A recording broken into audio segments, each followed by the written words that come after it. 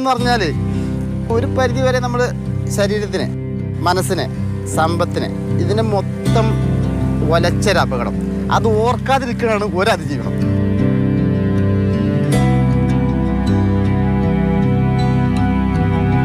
ഇതൊക്കെ വീടുകളായിരുന്നു. ഇതിങ്ങനെ ഇവിടെ 2 വീട്, ഇവിടെ സുബ്രൻ്റെ വീട്, ഇവിടെ ചാത്തേട്ടൻ്റെ വീട്, ഇത് താഴെ ഇങ്ങനെ ശ്രീധരേട്ടൻ പറഞ്ഞ വീട്, എൻ്റെ പ്രകാശിൻ്റെ വീട്.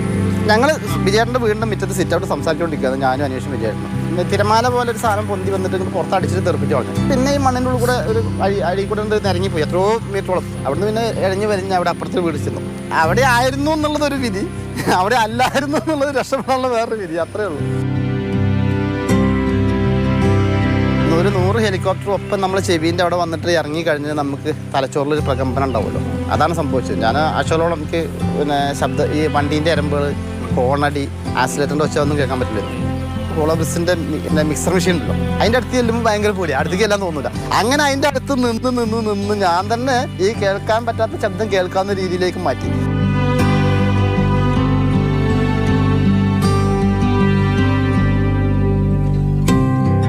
അതിജീവനത്തിന് 2 വശങ്ങളുണ്ട്. ഒന്ന് എല്ലാം ഓർത്തുകൊണ്ട് സഹിച്ചു ജീവിക്കുക, അല്ലെങ്കിൽ പിന്നെ ഒന്നും ഓർക്കാതെ. മനുഷ്യന് ഏറ്റവും വലിയ ഗുണം എന്ന് പറഞ്ഞാൽ മറവിയാണ്.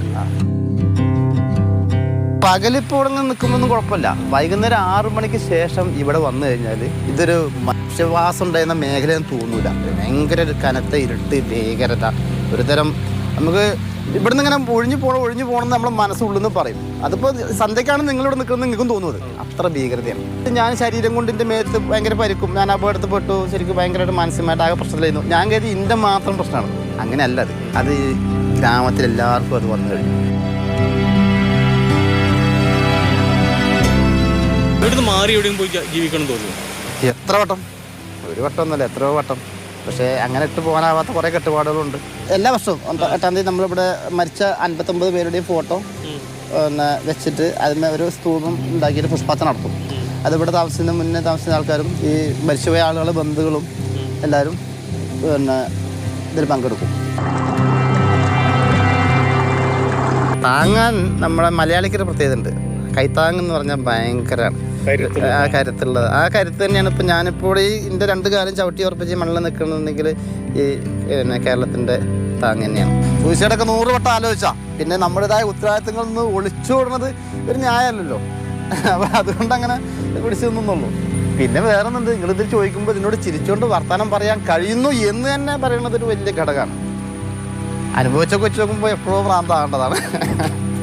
ഈ ദുരന്തം ശരിക്കും പറഞ്ഞാൽ ഞങ്ങളെ ഒരു 10-25 വർഷത്തോളം പുറകിലേക്ക് കൊണ്ടുപോയിട്ടുണ്ട്. ഇപ്പം എൻ്റെ മോളെ വിവാഹം കഴിക്കാനായി എന്ന് വിചാരിച്ചോളി, നിങ്ങളോ അല്ലെങ്കിൽ പുറത്തുള്ള ഒരാളും ഇവിടെ വന്നിട്ട് നിങ്ങൾ നമ്മളെ പെൺകുട്ടീനെ കൊണ്ടുപോകില്ല, നിങ്ങളെ പെൺകുട്ടീനെ ഇങ്ങോട്ട് നന്നായിക്കില്ല.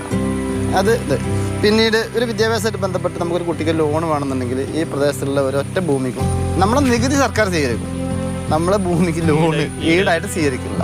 പിന്നെ നിലവിൽ 40 ലക്ഷം രൂപ 50 ലക്ഷം രൂപ വില ഉണ്ടായിരുന്ന ഭൂമിയൊന്നും ഇപ്പോൾ ആർക്കും വേണ്ട. ഇതിപ്പോൾ വയനാട്ടിലെ അവസ്ഥയും പരിക്കേറ്റ ആൾക്കാരൊക്കെ കാണുമ്പോൾ ജയേട്ടനോ അവരോട് നിങ്ങൾ പറയാനുണ്ടോ? പിന്നെന്താ, നമ്മളിതിനെ തീർച്ചയായിട്ടും മറികടക്കും. അതെ, തീർച്ചയായിട്ടും. ജോക്കർ എന്ന സിനിമയിൽ പറഞ്ഞാൽ ഷോ മസ്റ്റ് ഗോ ഓൺ, അതങ്ങനെ പോയിക്കൊണ്ടേയിരിക്കും.